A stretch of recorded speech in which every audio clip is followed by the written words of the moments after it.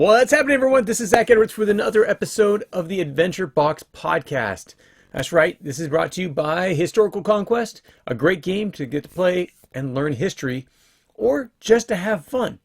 We go like 70% fun, 30% education, because we don't want to push it all on you. We want you to have fun, so every time you come back, you're going to learn a little bit more about all these people throughout history. We have about 1,000 different cards right now. I think we just went over 1,000 cards this year. So here we go. We're going to be talking about something very important. This is the Greek era. This is all of Greece. This is all of the empire of Greece. Everything from Alexander the Great all the way back to the beginning and all the way forward to when Greece basically collapsed and came out of the Greek era and ancient history. So with this, let's talk about some things that are very important in Greece, and this is actually one of the most pivotal times. Today we're going to be uncovering one of the most dramatically transformative times in history, the fall of the Mycenaean Greece into the Dark Ages of Greece. So the Greek Dark Ages, about 1100 to about 750 BC. And the rise of the Polis, which is the city-states. You remember when we talked about Mesopotamia, they had city-states. Persia had some city-states. These are basically cities and states and groups of people that basically became their own nations within the what we call the Greek civilization. Let me show you an example of this. One still is here today, and this is Macedonia. Macedonia was one of the city-states that came out of Greece. So a lot of the same cultures, but at the same time, they were their own nation. You had Athens, you had a few others, and we're going to be talking about that time period. So the Mycenaean civilization, home of the legendary warriors of the Trojan War, basically collapsed. And with it went the writings, lineal B, because lineal A was the Minos, and that was down here in Crete. Mycenaean, those people were right here in Lower Greece, and they basically spanned it out a little bit. But this is the time when the writing went away. Lineal B, lineal A had already gone away. You had the cities going away. You had the centralized government that Greece had set up through the Mycenaean civilization. That went away. It all disappeared. But from the darkness in the new Greece emerged. So built on oral tradition, sharing it through speech, shared identity. Everyone in Greece basically had the same culture, even in different city-states. So you might be in Macedonia, but you have basically the same understanding as those in Greece. Okay, so what are the topics we're going to be talking about today? First, we're going to be talking about the Greek Dark Ages, 1100 to 750 BC, and the rise of the polis, the city-states. This includes Sparta, Athens, and so forth. And this is about 800 BC. So we're going to go into that. But before that, let's go back. Let's time travel back to 3,000 years ago. And this is basically the coming of the rebirth of the Greek civilization.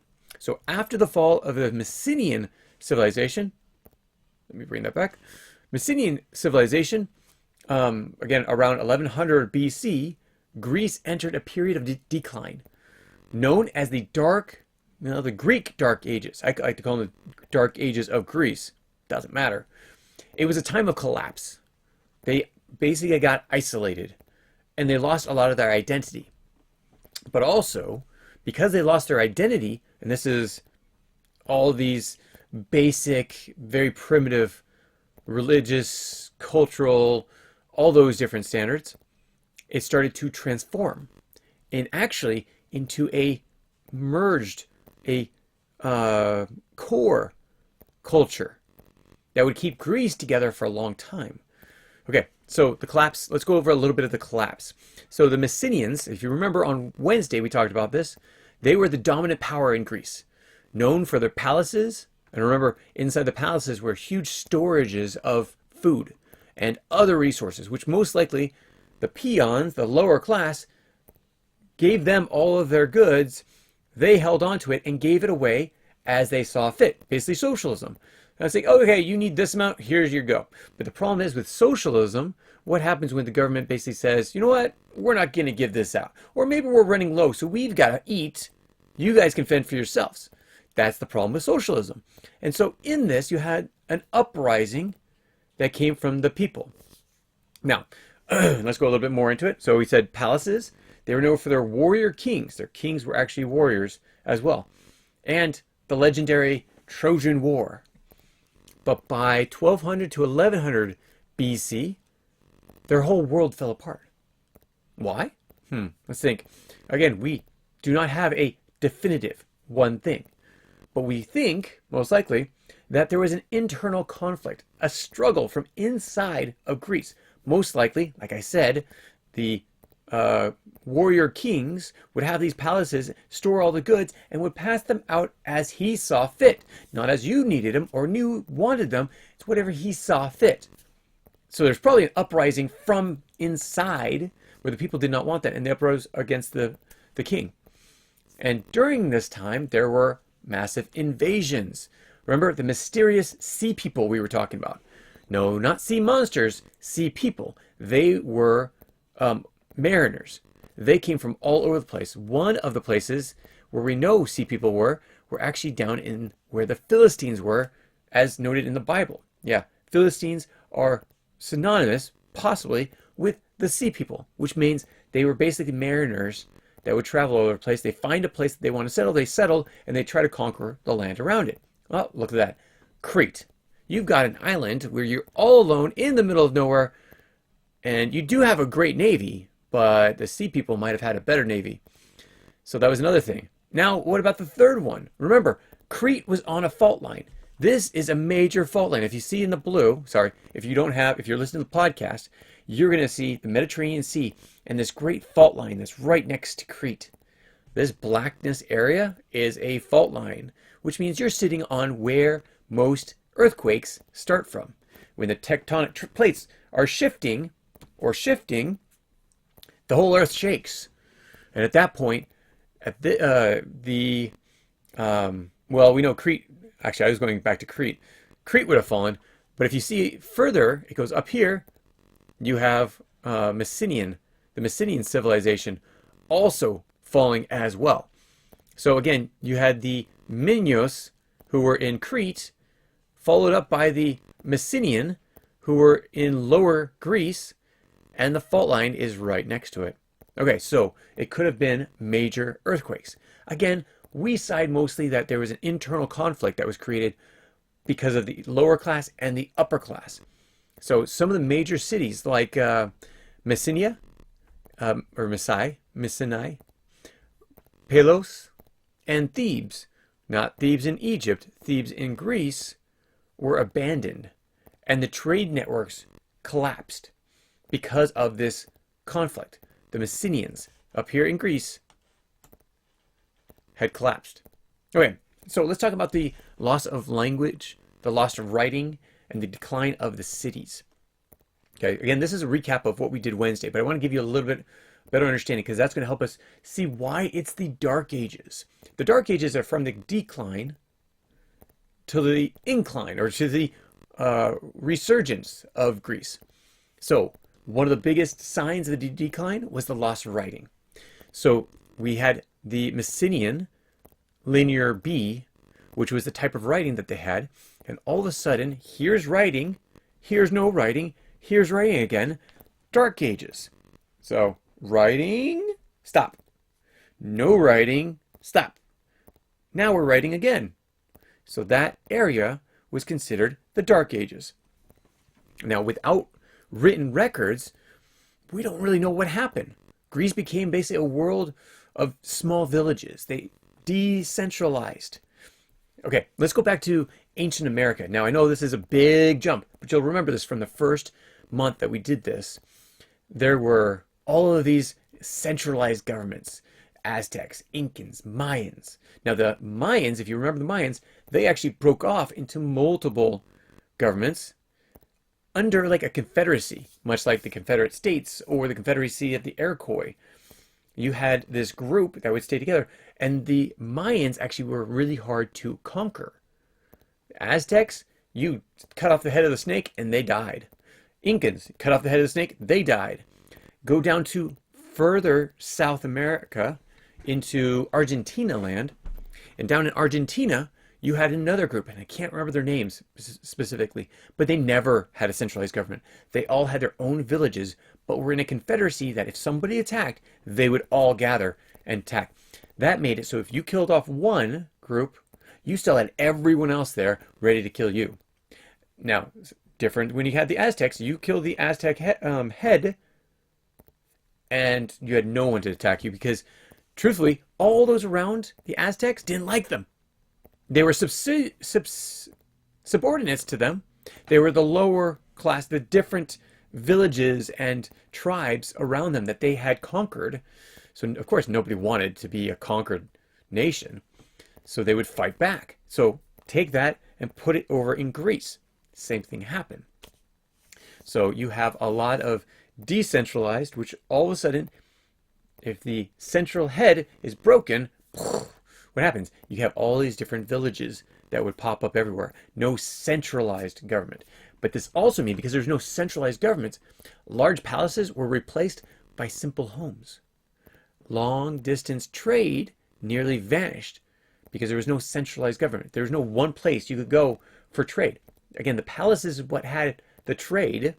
And if someone came in to trade, they didn't want to go to your house and that house and that house and that house. They wanted to go to one simple place. These palaces were gone. There was not one simple place. And they said, you know what, forget it. We're not trading with them anymore. And so the trading basically vanished. It went away. Now, how much actually went away and how much actually stayed, we don't actually know because, again, Linear B, people stopped writing in it. And later on would take up on basically ancient Greece, ancient Greek. So that time period between the two writings, there's nothing there. So we really don't know. Okay, last one. Let's talk about the oral traditions. And I'm going to tell you about the Homeric epics. Homeric? Yeah, that means Homer. Homer's the one that wrote them, but we'll get to that in just a second. So without writing, stories were passed down what? Orally. They spoke them. That's it. They spoke them and you shared them with others. Of course, you ever played the game of telephone? I tell someone, that person tells the next person, that person, and by the time it goes through like 6 people, it comes back to me. It's a completely different message. So the oral tradition was not easily managed or recorded again because it wasn't written. So these created what we now find as myths and poems. Again, it was easier for people to remember poems than it was to keep stories because poems have a rhythm. It's like a song. You might get some of the words wrong, but most likely the story is the same because you can go by the rhythm. Okay, so during this time, you had a man who no one really knows much about him, except that he was an author. He created 2 stories, the Iliad and the Odyssey. His name was Homer, the first composed memorialist or historian, but we say that very gently, very, he's not exactly a historian. What he wrote down, we're not actually sure are actually real things. So that, like the Trojan Wars, like the Trojan War we know is right. But the Odyssey by Odysseus, going on this Odyssey, going to take back his queen, and the Iliad, you have all these different stories, but you don't know if they're actually true. You don't know if he's a historian or if he was just giving myth or he was just telling a good story based on the war that was fought. So here's an interesting thing. There was 2 different types of people. They were bards and storytellers. They both traveled from town to town sharing. Now, the difference, I'm not quite sure. From what I understand, storytellers are those that orally told stories. Bards were those that told poems and songs. And they shared tales of, Odysseus, the gods, and Achilles. That's the one I was looking for. So they shared all these myths and legends. So again, what was true and what was false, It's a little iffy on that part because we just don't know. There was no writing on it. It was all shared by oral traditions. These myths, though, helped maintain Greek identity. And it provided a moral lesson, honor, fate, worship of the gods. Again, polytheism instead of monotheism. We see more monotheism these days. It used to be a lot of polytheism, multiple gods. And this was shared because of the stories, the myths that were spread. Now, the Dark Ages were a time of basically survival. These small villages tried to survive, and you had other villages trying to take over. And it was massive fighting throughout these times, which is also the reason why we can't find any writing, because most likely, if somebody took over a village, they'd burn everything there. All the records, and they'd assimilate you, but their way of thinking, not your old way of thinking. So how much is actually true? We're not that sure. So Greek began to recover through a new reinvention of themselves, leading to the birth of the polis. Again, city-states. So these are, again, cities that became, remember, we talked about this in Africa and I think Egypt and Mesopotamia. You have a family that gets together. They start up a village. They start a little village. And in that time, they have actually more people that join on. You have larger families. That village becomes a town. Then it becomes a city. And then it becomes a state. Now, this is not in the states of the United States, though it somewhat is, except that they were not united. They had a common identity, a lot of the same cultures, but they all found themselves independent. So let's talk about these city-states, the polis. So as Greece emerged from the Dark Ages, coming up from the ground and seeing the sun, almost like people started to rebuild their cities. They formed small independent communities, which then grew and grew. And the smaller ones were called polises, or policies, which mean plural of polis. So many communities. The most famous, two of them. You've heard of them. I almost guarantee you've heard of them. One's named what? Starts with an A. Athens. And the second one starts with an S. That's right, Sparta. So what was a polis? Let's go a little bit more into what a polis is. A polis is more than just a city. It's a community with its own government, its own military, and its own economy. Again, it started from a village, then it got to a town, then a city, polis, and state, a polis. Now you had smaller ones and you had larger ones. Sparta and Athens were the major ones. So each polis had two things. One, an acropolis, a high city. This is the one that had like the temples or were built for protection. They also had an agora. Now, remember, the palaces went away, so there was nowhere for the traders to go to. They created the agora, which means marketplace. That was for trade, but it was also for the sharing, not just of goods, but also of culture, of knowledge. So unlike the Mycenaeans and their kingdom, each polis was independent from each other. Not just one, but many. And this led to a difference in political systems. Spartan and Athens, two very different policize. Okay, let's go over to Sparta first. That was the military state. Everybody knows Sparta, military. You have the great Spartan warriors, the 300 that stood against Persia. Now, Sparta was a warrior society focused on discipline and military training. Now, here's the thing.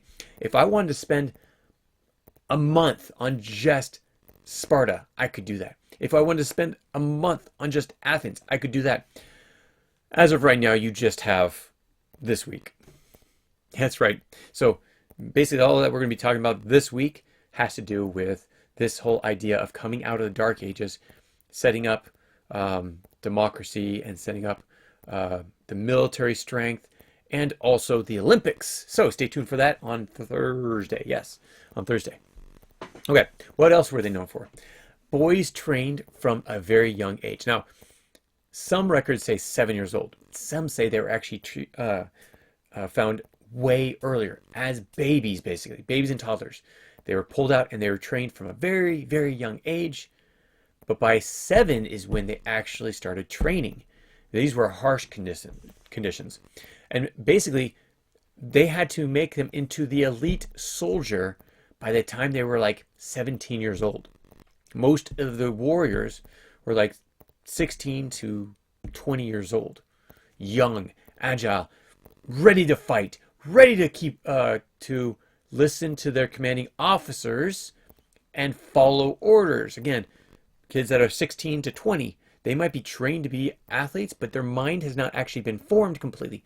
The frontal cortex doesn't even form until like the age of 20. So a lot of these kids, their brains aren't even developed completely, but that made them more pliable, more obedient as well. So they ruled, the Spartans were ruled by 2 kings and an oligarchy, which basically means powerful elites. Now the Spartans relied on enslaved people, helots, I think it was helots or helots, for labor. This allowed them to focus on war, while the slaves focused on harvesting or taking care of the household, things like that. The things that the military-esque people, the mindset, they didn't have time for that kind of stuff. Things that were for women were the women's things. Actually, women were actually trained to be very strong as well. We're not going to go into it right now. It's too much to talk about. But please look that up. It's great. No, so we were talking about, on Monday, we were talking about slavery. Sparta was a great example of what slavery was. And it didn't matter what race you were. They enslaved white as well as black. And they took in traders that had slaves so they could buy the slaves and put them to work, especially in their mines, their fields, and their households. Now let's look at Athens. Almost a 360. Almost. So the Athens valued education, philosophy, and trade. Okay, that's completely different than the military-esque mindset of Sparta. Early Athens was ruled by kings, then oligarchs, then tyrants, before developing a direct democracy. So kings, who basically ran everything, everything was owned by the king, to an oligarch, wealthy elite, to a tyrant. So someone that basically owned everything, dictator, was all for that they were the one in power. Unlike Sparta, Athenian boys were educated in philosophy, art, and politics. So, interesting enough, they did have a war between them. Can I have you imagine what happened? Oh, wait a second. We're going to have to get to that point. Not yet, though. So these 2 city-states defined Greek culture. They were the biggest, they were the strongest. Athens was down here, and I'm not quite sure exactly where Sparta was, so let's go look into this. Sparta. And I don't think this is going to tell me. Sparta, Greece. Okay, basically where Macedonia was. So Sparta here, Athens here. Oh, so the Mycenaean were basically taken over by Sparta. Okay, next thing. Now we've talked about the 2 polises. Let's talk about the political structures of the polises. Okay, so you had, as polisi developed, they experimented with different forms of government. Now, Greece is well known for this experimental mindset. They wanted to have the biggest and best, and so they tested one, failed, test another, failed, test another, failed, test another. We're going to keep that one. So let's go through a few of them that they went through. Monarchs. They were ruled by a king. We just talked about king. This is Athens. Kings, with oligarchs, then tyrants, and then a democracy. So, but this is all of Greece. This is not just Athens. So, monarchy, ruled by a king. Early polisi, Greek polisi, were ruled by kings, like the Mycenaeans before them, and the Minos also. Now, these kings lost power as nobles and warriors gained more influence. So you had one king that basically allowed all these other people to get powerful around them. And it's like, oh, wait a second, too late. And those that were powerful took over. So they created a oligarchy. Now you'll actually see this in like Russia and also Ukraine. Oligarchs are the wealthy elite that have all the power. Well, you might say, well, isn't that the United States? No, no, because you can see Meta, let's see, Twitter, or X, Elon Musk. You can see Microsoft. You can see Google. You can see Amazon. What happened? Well, interesting. Actually, this is interesting because what happened in the last 2 months when Trump was coming to power, they all sided with him to put more economy back in the United States. Basically, that was what he was fighting for, and they all agreed upon it. You remember Meta, what's his face, Zuckerberg. Zuckerberg basically said, he put out a letter as soon as Trump won and said, I am so sorry for destroying democracy, destroying freedom of speech. You got to forgive me. This was not my fault. And come use Instagram and Facebook. Don't forget us. And then he paid for Trump's $1 million towards Trump's inauguration. Then you have Amazon. Jeff Bezos did basically the same thing. Came with his wife that should have been dressed a little bit better, and said, "Hey, we need to. We will do everything that we can to continue democracy and freedom of speech and being open and transparent."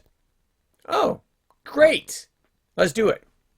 So you have non-monopoly. This is a president, so it's completely different. You have three branches of government who all work with themselves. But you have this oligarchy that is basically, or what people like to say is the oligarchy, the tech oligarchy. They're not as powerful as you might think. Unlike they are in Russia and Ukraine, those oligarchies are way more in power. Or in Athens, they had all power. In cities, such as Sparta, power shift to the small group of elites. This was called the oligarchy, and the oligarchy were often wealthy landowners or military leaders, not tech billionaires. Yes, landowners and military leaders. Most likely they had money, but it was more about their land and their ownership of land, because most times you had one person that owned the land and they'd rent it out to all these different people to harvest and would collect so much from them.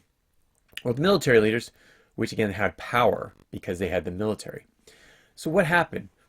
Well, that transitioned to a new one, which is called the Tiryns, ruled by a strong leader, not a chosen leader, a strong leader. The monarchy was passed down from generation to generation. A tyrant was someone that took power. Sometimes a single leader or tyrant would seize power and rule absolutely. Everything was there under their control. Many early tyrants were actually popular. Yes. Okay, you got another tyrant. His name was, Adolf Hitler. He was a tyrant. He was someone that had all this power, though at the same time, he was actually chosen by his people. So he didn't actually seize power, so no, I guess he's not exactly a quote-unquote tyrant. But he did rule absolutely over his people. So, not tyrant, Adolf Hitler. But you do have other people, such as those in Greece. Mongolia, you have a lot of the Mongols who were tyrants. They were the strongest person, and they took over the tribe. And when they did that, they took over everyone else. Those were tyrants. So many, over time, these tyrants became associated with cruel leaders, or becoming cruel leaders, leading to the Greeks to seek a new form of government. Again, by the people. The people did not like how they were being run. Now, if you have something like Sparta, where most of your population are all young people, all in the military, all learning to obey, to be obedient, yes, you can basically be a tyrant or a monarch. You can also be an oligarchy. But in a place like Athens, you could not live that way. So in Athens, they developed direct democracy, where the citizens voted on laws.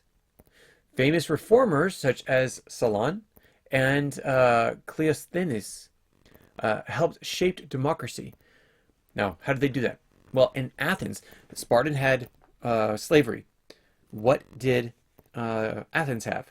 They ended debt slavery. Now, if you were taken over by As a prisoner of war, they might keep you. But for debt, they did not. They also created a citizen assembly where people would come together and people would rule. Cool. That just sounds like exactly what the United States is based on, except that we're a representative, congressional republic, because we have a constitution for one. It's a document that like Athens didn't have. They had a body, and that's whatever the people chose. So we have a constitutional republic. Republic means you're being represented in your government. Athens did not have representatives per se. They had citizen assemblies, which created a lot of chaos. Rules were not written down and were not kept, because if the citizenship said, no, we need to change it right now, the whole government would change down. You can see why this did not last forever. Athens' democracy wasn't perfect, like I just said. Women, slaves, and non-citizens could not vote. Okay, makes sense. Not the women. Not the slaves when they're slaves, but non-citizens, of course they couldn't vote. You could just have, these days, people truck people in from other places to hold protests and say, oh, this is all grassroots. That's what the word I was looking for. This is all grassroots movement. No, it's not. You're bringing people in to vote for you. So if foreigners could vote in Athens, it means they could turn over their government. Yeah, not right. Now, women, I totally disagree. Women should vote. They have a great opinion, and they're actually citizens of that area.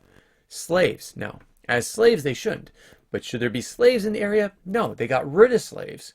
So when they were released from slavery, from debt slavery at least, not the other type of slavery, those would actually be able to still vote. So let's quickly go over what we've talked about today.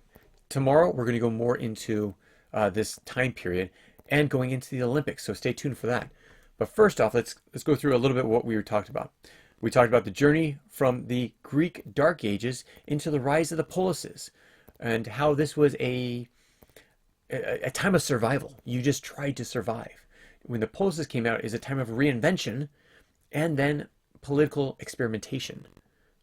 Again, we have monarchs, we have the oligarchs, we have the tyrants, and finally we had democracy. So the loss of the writings in the cities, and actually the cities it's themselves too, gave rise to oral tradition, Greek mythology, a lot of fighting in between, but it also created the small villages. And these small villages, as they grew, became polises, or polisi, merging the foundation of Greek identity, a core culture, a core belief. Then the difference between political systems, again, the monarchy, the oligarchy, the tyrants, and finally the democracy, which shaped the future of Western civilization. I got a question for you though. Here's your action question. Please put them in the comments below, your ideas or your thoughts. Which Greek polis or polisi would you rather live in? Spartan or Athens? Would you like to be the military, or would you like to be educated in arts and culture and philosophy? Put them in the comments below. I'd love to hear it. I'd love to hear what you have to think about that. Please let me know.